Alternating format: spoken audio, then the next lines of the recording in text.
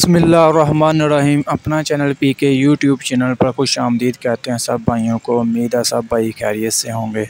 दोस्तों आज की इस वीडियो में आपके साथ शेयर करेंगे जी आज का मिल्लत शोरूम का क्या कंडीशन है, मिल्लत फैक्ट्री की क्या सूरत हाल है, कौन सा ट्रैक्टर सबसे ज़्यादा फ़रोख्त हुआ।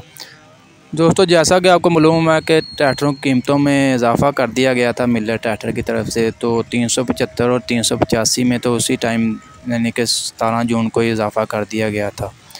लेकिन ये जो छोटे ट्रैक्टर हैं 240, 260, 360, इनमें 24 जून तक उन्होंने मौका दिया है, ठीक है, टाइम दिया है किसान भाइयों को। तो आज का आपको बताते हैं जी 240 ट्रैक्टर जो है 240 ये सबसे ज़्यादा डिलीवर हुआ है, बुकिंग हुआ है मिल्लत फैक्ट्री से। और शोरूम वालों का भी कहना है कि 240 की सेल्स आज काफ़ी ज़्यादा हुई है। उसके अलावा 260, 360 की ना होने के बराबर है। 385 और 375 भी मतलब इतने ज़्यादा सेलिंग नहीं हुई, लेकिन काफ़ी पहले की निस्बत बहुत कम सेल हुआ है 385 और 375। ये दो से जब से कीमतें ज़्यादा हुई हैं।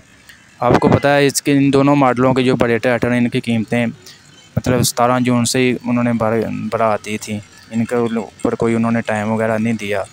मैंने अपनी पिछली वीडियो में आपको बताया था कि ये 375 और 385 की कीमतें जो हैं ये भी इंशाल्लाह कम होंगी जब 5% टैक्स की छूट मिलेगी। हुकूमत पाकिस्तान की तरफ से तो इसका ऐलान कर दिया गया है, लेकिन आने वाले कुछ दिनों में इनका इम्प्लीमेंट हो जाएगा जिससे 5% टैक्स इसके मतलब 385 तमाम मॉडलों पर ख़त्म होगा।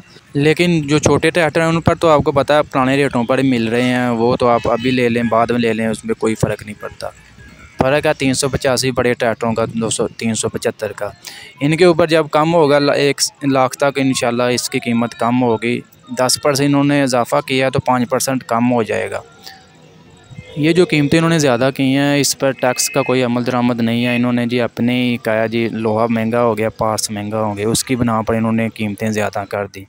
इनको पता था कि अगर हम ऐसे नहीं करेंगे तो ट्रैक्टर सस्ते हो जाएंगे, ठीक है, इनकी कीमतें सस्ती हो जाएंगी, तो हमें कोई ना कोई बहाना निकालना पड़ेगा जैसे जिसकी वजह से ट्रैक्टर उतनी मतलब पहले वाली कीमत पर ही फ़रोख्त हों। तो उन्होंने ये बहाना निकाल लिया जी हम लोहा वगैरह महंगा हो गया। इनको पता था टैक्स तो उन्होंने ख़त्म कर देना है, तो फिर हमें ट्रैक्टर सस्ते देने पड़ेंगे। तो ये इनकी मिली भगत है, ठीक है, इनकी चाल है मिल्लत फैक्ट्री वालों की। तो किसान भाइयों से मेरी दरख्वास्त है कि मिल्लत फैक्ट्री की या गाज़ी की मार्केट के अलावा आप दूसरे ट्रैक्टरों पर ज़्यादा फोकस करें, फिर ही है इनकी कोई अकल आए इनको।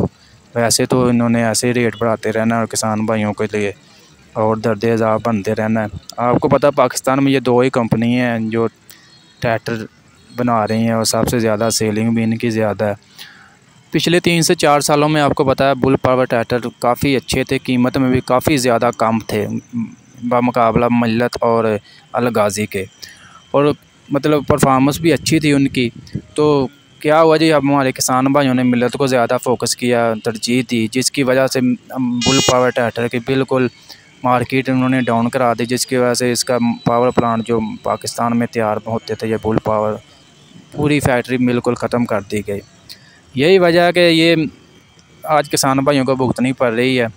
मिल्लत वालों ने तो अपना रोज़ रोज़ रेट बढ़ाते रहना है, अल-गाज़ी भी उसके साथ साथ ही है। उनको पता है हमारी तो बस मार्केट है पाकिस्तान में, तो हम अपनी मर्ज़ी के रेट देंगे।